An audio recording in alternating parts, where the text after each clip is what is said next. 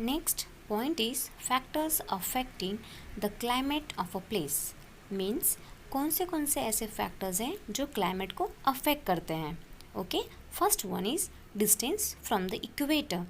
The distance of a place from the equator affects the climate of a place. The places on the equator and close to it receive direct sun rays and maximum heat. And the further a place is from the equator, the lesser heat it receives from the sun.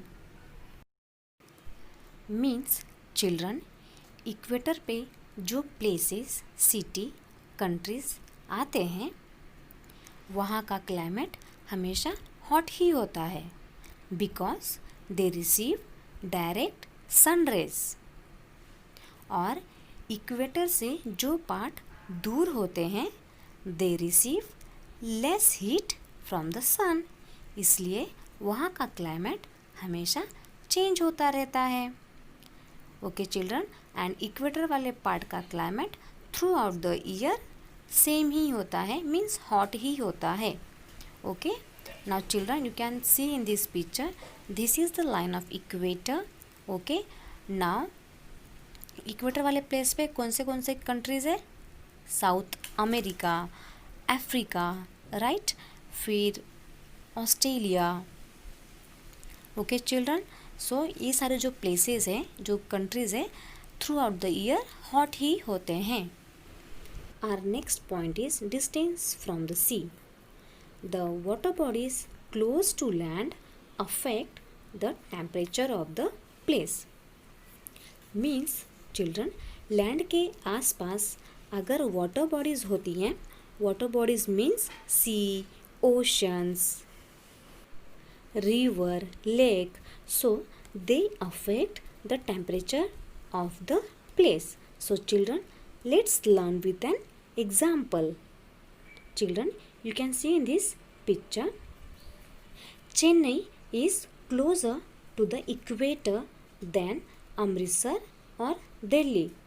So, Chennai should be hotter in summer than Amritsar or Delhi.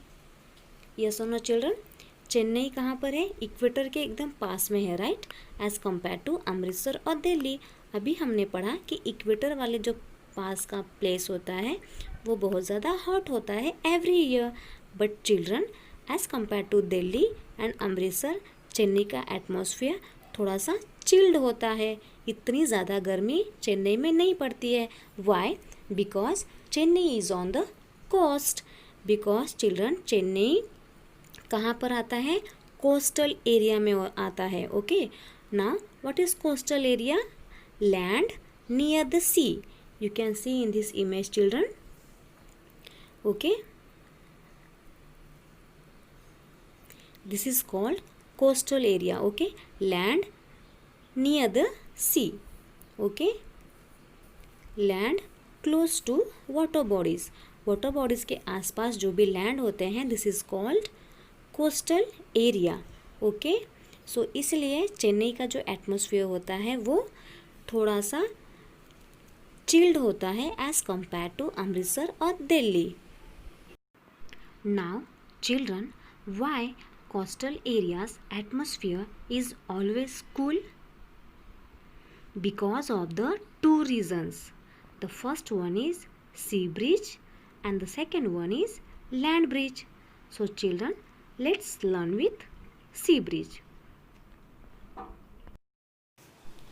During the day, the land gets heated up, whereas the water body is comparatively cooler. The cool wind from the sea blows towards the land, cools it. This is called sea breeze. Means children, during the day sun warms the earth. Because of sunlight, coastal area का land and सी दोनों hot हो जाता है. But सी के comparison में land जल्दी गर्म हो जाता है एंड सी को बहुत टाइम लगता है हॉट होने में। So children, land starts blowing hot air up. Means children, land गर्म होने पर गरम गरम हवा हॉट एयर ऊपर निकालना शुरू कर देती है। But during the day time the cool wind from the sea blows towards the land cools it. Means children, day time में जो ठंडी हवा होती है वो सी से लैंड की तरफ आती है, इसलिए जो लैंड का हॉट एयर होता है वो कूल एयर में चेंज हो जाता है। इसलिए हमें जो कोस्टल एरिया का प्लेस है वो चिल्ड फील होता है। चिल्ड्रन, आप कभी दमन बीच पे गए होंगे तो आपने फील किया होगा कि डे टाइम में कितना भी धूप होने के बावजूद भी हमें वहाँ की जो हवा होती है वो ठंडी ही फील होती है because of sea breeze. Children, sea breeze में जो कूल एयर होती है वो सी से लैंड की तरफ आती है। This is called sea breeze. Okay children, I hope it is clear. Now children, you can see in this picture.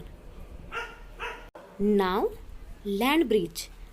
At night the land loses its heat while the water body remains warm, causing the cool wind from land to blow towards the sea.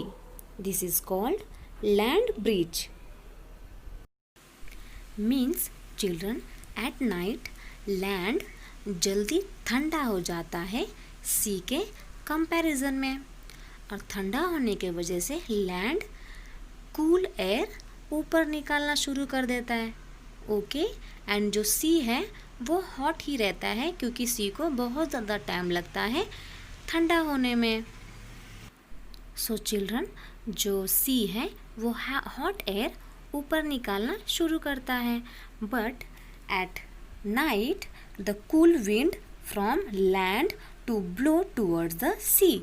But children, रात के समय में जो cool wind है, ठंडी हवा है, वो लैंड से सी की तरफ जाती है, इसलिए रात में भी वहाँ का एटमॉस्फेयर चिल्डी होता है, ठंडा ही होता है बिकॉज ऑफ लैंड ब्रिज।